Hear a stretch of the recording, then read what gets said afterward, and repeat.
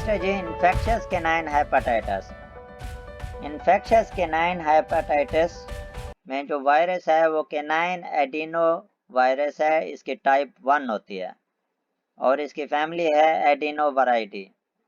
इसका incubation period 4 से 7 दिन का होता है। वायरल जो भी डिजीज होगी उसका तकरीबन जो इंक्यूबेशन पीरियड होगा वो 4 से 7 का होगा। वायरस स्प्रेड कैसे स्प्रेड होता है ये वायरस? ये थ्रू फीसेस के ज़रिए, यूरिन के ज़रिए, नेज़ल डिस्चार्ज के ज़रिए, ब्लड और सलाइवा के ज़रिए। मतलब इसके सिम्टम्स में क्या आता है, इसके क्या हैं इसके सिम्टम्स, आपको कैसे जज कर पाएंगे आप अपने घर में? अगर आपके घर में एक पपी या डॉग है तो आपको कैसे पता चलेगा कि ये आपके डॉग या पपी को इन्फेक्शियस कैनाइन हेपेटाइटिस हो गया है? इसमें पहले नंबर पर फीवर होगा, दूसरे नंबर पर कॉर्नियल एडिमा, आंखों के करीब सूजन हो जाएगी। आपकी लेफ्ट साइड पर जो तस्वीर नज़र आ रही है ये आंखें सूजी हुई हैं और ब्लूइश हो गई हैं। ठीक हो गया। उसके बाद जॉन्डिस। जॉन्डिस में क्या है कि आपका इसका जो डॉग का जो लिवर होता है वो क्या हो जाता है, इफेक्टेड हो जाता है, जिसकी वजह से डॉग हैं इसकी म्यूकस मेम्ब्रेन वो येलोइश इन कलर हो जाएगी। राइट साइड पर जो आपको तस्वीर नज़र आ रही है, जो ये वाला देखें, ये इसकी म्यूकस मेम्ब्रेन है, गम गम वाली साइड है ये। इस पे देखें बिल्कुल येलोइश कलर नज़र आ रहा है। अगर ऐसा कलर नज़र आ रहा है और कंजक्टिवा वाली साइड पर आंखों वाली साइड को अगर आप देखें ये येलोइश अगर आपको नज़र आए, तब आप अल्टीमेटली ये अंदाज़ा लगा सकते हैं कि there is something wrong with liver, इसके जिगर के साथ कुछ मसला है। ठीक हो गया। और अगर ब्लीडिंग हो, मुंह से ब्लीडिंग हो, जो हीमाटोमास आपके इस जो आपके पपी के मुंह में अगर बनना शुरू हो जाए तो ये अल्टीमेटली इशारा कर रहे हैं इन्फेक्शियस कैनाइन हेपेटाइटिस की तरफ। Treatment, most dog recover spontaneously without treatment. अच्छा, इसमें एक ख़ास ये है कि अगर आपके डॉग को इन्फेक्शियस कैनाइन हेपेटाइटिस है तब आप इसे नॉर्मल स्पोर्टिव थेरेपी दें और डॉग इसमें नॉर्मली तौर पर रिकवर कर जाते हैं। लेकिन इसका मतलब ये नहीं कि अगर ये रिकवर कर जाते हैं तो आप इसको वैक्सीनेट ना करवाएं, क्योंकि अगर आप इसे वैक्सीनेट नहीं करवाएंगे, अगर आपका डॉग वो उसमें बेबीज़ हैं तो वो अबॉर्ट भी कर सकते हैं। इसको कोई लीथल इफेक्ट भी हो सकता है, दूसरों को भी ट्रांसफ़र कर सकता है, कमज़ोर भी हो सकता है। ठीक है। नेक्स्ट है जी ट्रीटमेंट। ये मैंने आपको बता दिया है, ये विदाउट ट्रीटमेंट ये खुद ब खुद रिकवर भी कर जाते हैं। बाकी इसका जो प्रिवेंशन है वो इसकी वैक्सीनेशन है। नेक्स्ट है जी पैरा इन्फ्लुएंजा वायरस। इसके सिम्टम्स में आता है, ये भी एक वायरल डिजीज है। इसके सिम्टम्स में फीवर होगा, कैनाइन कफ होगी, मतलब है आपके डॉग को खांसी बहुत ज़्यादा होगी। डॉग फ्लू, फीवर और डॉग फ्लू ये दोनों चीज़ें पैरा इन्फ्लुएंजा की तरफ इशारा करती हैं। कफिंग होगी, इसे हम कैनल कफ भी कहते हैं, kennel cough. Loss of appetite, भूख का ना लगना। Discharge from nose and inflammation of eye. अब इसके जो नाक वाली साइड है वो क्या डिस्चार्ज होगा, वहाँ से डिस्चार्ज निकलेगा और साथ ही इसकी आइज़ अगर स्वेल हो जाएं, फूल जाएं इसकी आइज़, कफिंग भी है, फ्लू भी है, तब आप अल्टीमेटली ये अंदाज़ा लगा सकते हैं कि आपके पेट को पैरा इन्फ्लुएंजा वायरस का अटैक हो चुका है। अब ये वायरस स्प्रेड कैसे होता है? ये एयरबॉर्न के ज़रिए, हवा के ज़रिए स्प्रेड होता है और डायरेक्ट कंटैक्ट, अगर dog to dog direct contact हो रहा है तो इसके ज़रिए भी ये वायरस फैल सकता है। Next, infected dog will pass virus after 2 weeks even after recovery. अच्छा, इसमें एक बहुत ही इंटरेस्टिंग फैक्ट ये है कि अगर आपको ये आपके वेट ने, आपके जो डॉक्टर हैं, उसने आपको ये कंफर्म कर दिया है कि हाँ जी ये बिल्कुल रिकवर हो चुका है, फिर भी आपको 2 हफ्ते तक आपके पेट को बाकी जो आपके घर में पेट्स हैं उससे दूर रखना चाहिए, क्योंकि ये रिकवरी के बाद 2 हफ्ते तक भी ये वायरस को स्प्रेड करता रहता है।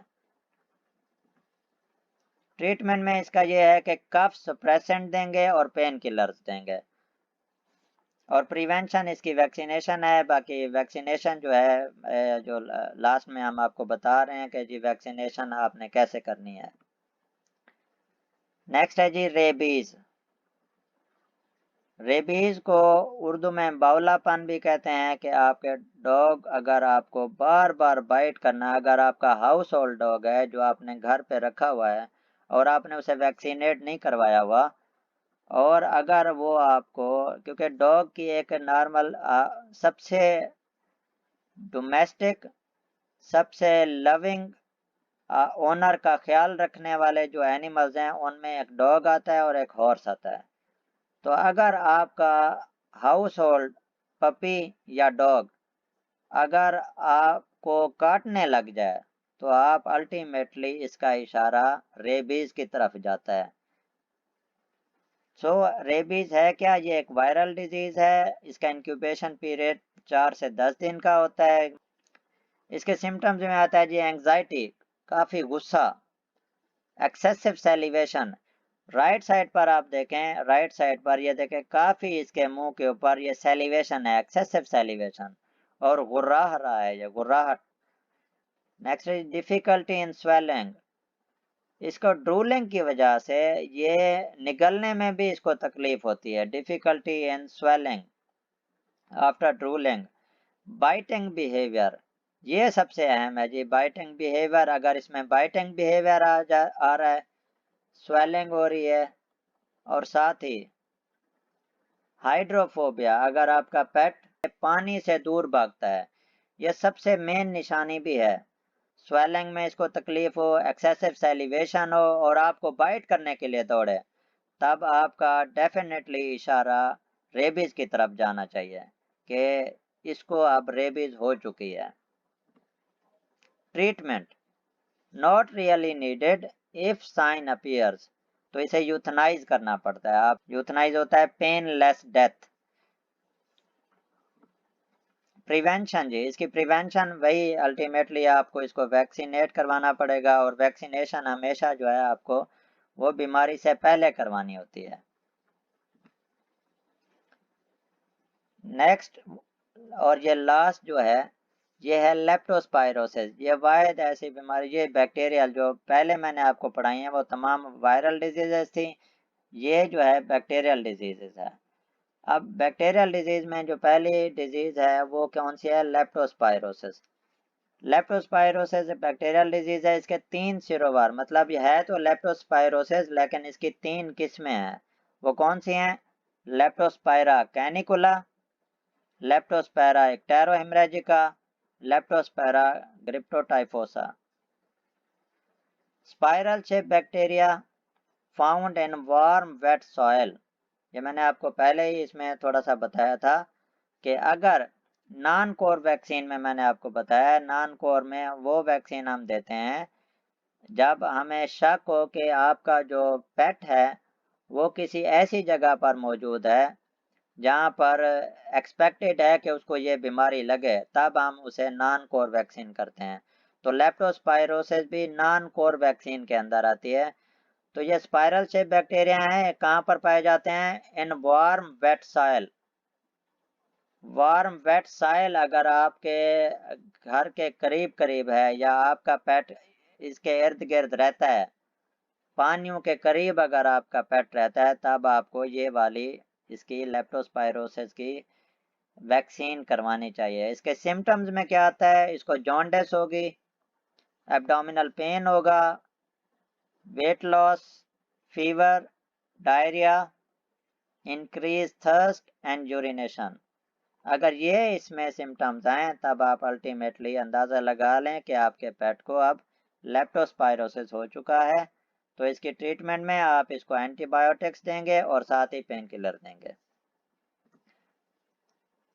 Now last but not the least, सबसे जो इम्पोर्टेंट चीज़ है वो है डॉग की वैक्सीनेशन का प्रोटोकॉल। अब जो भी मैंने आपको डिजीज़ेस बताई हैं, अब इसके खिलाफ ये नॉर्मली तौर पर ये जो डिजीज़ेस मैंने आपको बताई हैं, ये डिजीज़ेस नॉर्मली तौर पर कॉमनली इन डॉग्स को होती हैं तो इनसे बचाया जाता है। इस वैक्सीनेशन का प्रोटोकॉल क्या है?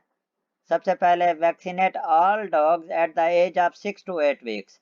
अगर आपने एक नया पपी लिया है, किसी से बाय किया है, किसी से ख़रीदा है और उसकी कोई हिस्ट्री नहीं है, तो उसको छठे से 8वें हफ्ते के बीच में उसको वैक्सीनेट करवा लें। ये एक आइडियल एज है।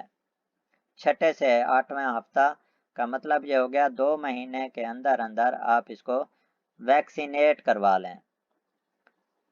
पहला शॉट आपने लगवाना है छठे से 8वें हफ्ते के बीच। दूसरा जो इसकी booster dose given after 21 days of first shot. मैं आपको एक मिसाल दे रहा हूँ, अगर आपने छठे हफ्ते पे लगवाया है तो पहले शॉट के 21 दिन के बाद आपने दूसरा शॉट लगवाना है। फिर दोबारा उसके 21 दिन के बाद दोबारा दूसरा शॉट लगवाना है। तो ये टोटल इस आपके जो डॉग हैं इसको 3 शॉट लगेंगे। फर्स्ट शॉट, उसके 21 दिन बाद दूसरा शॉट और फिर इस 21 दिन बाद तीसरा शॉट। ये 3 शॉट्स आप लगवाएंगे अपने पपी को। इसके ज़रिए आप अपने डॉग को 1 साल के लिए आपने इसे प्रोटेक्ट कर लिया है। लास्टली में आपने क्या करना है वो ये कि अगर आपका डॉग एडल्ट है, ये मैंने आपको पपीज़ की बात बताई जो 6 से 8 हफ्ते का है। अगर आपका डॉग एडल्ट है और फिर भी आपको नहीं पता कि वो वैक्सीनेट है कि नहीं है, तब आप उसको 2 वैक्सीन के शॉट्स लगवाएंगे। वैक्सीन के 2 शॉट्स लगवाएंगे। वो एक पहले दिन, जैसे फॉर एग्जांपल आपने आज 1 तारीख है तो 1 तारीख को आपने लगवाया, फिर दूसरा शॉट आप 21 दिन बाद मतलब 22 तारीख को आप लगवाएंगे दूसरा शॉट। तो एडल्ट डॉग के लिए 2 वैक्सीन के शॉट इनफ होते हैं। इसके ज़रिए आपका डॉग जो है ना पूरे साल के लिए प्रोटेक्ट हो जाता है इन बीमारियों के खिलाफ। उसके बाद जब आपने 1 साल के लिए प्रोटेक्ट कर लिया, फिर आप अपने वेट के पास जाएं, वो आपको एक डेट देंगे कि अब आपने हर साल में 1 बार इसको वैक्सीनेट करवाना है। तो हर साल में उसी दिन आप जाएंगे और इसको वैक्सीनेट करवाएंगे। 1 बार इसकी वैक्सीनेशन होगी, साल में 1 बार। ठीक हो गया। नेक्स्ट ये है जो इम्पोर्टेंट क्वेश्चन जाता है कि अगर आपने मिस कर दिया, if you miss your yearly dose, अगर आपने अपनी ईयरली डोज को मिस कर दिया है, वो भी कितने दिन, मोर देन 2 वीक्स। अगर आपको, मैं आपको एक मिसाल दे रहा हूँ, अगर आपको आपने अपने डोजेस, आपके पपी की डोजेस कंप्लीट हो गई हैं, 1 साल के लिए प्रोटेक्ट हो गया है, आपने 1 जनवरी को 1 जनवरी 2022 को शॉट लगवाना है साल वाला। तो अगर आपने 1 जनवरी की बजाय आप 1 फरवरी पे गए हैं, तो इसका मतलब आप मोर देन 4 वीक्स हो गए हैं। तो अगर आप 2 वीक्स तक वेट कर सकते हैं, मतलब 14 दिन के अंदर अंदर आप वैक्सीनेट करवाना चाहें, तब आप क्या करेंगे, इसको 2 शॉट्स लगवाएंगे जो काफ़ी हैं, फिर 1 साल के लिए जब प्रोटेक्ट हो जाएगा। अगर ये 4 वीक से भी एबव हो गया है, तब आपको इसका दोबारा वैक्सीनेशन का तमाम प्रोटोकॉल को फॉलो करना होगा। So thanks. अगर आपको ये वीडियो पसंद आई है, आप इसे लाइक करें और सब्सक्राइब करें। Thank you very much.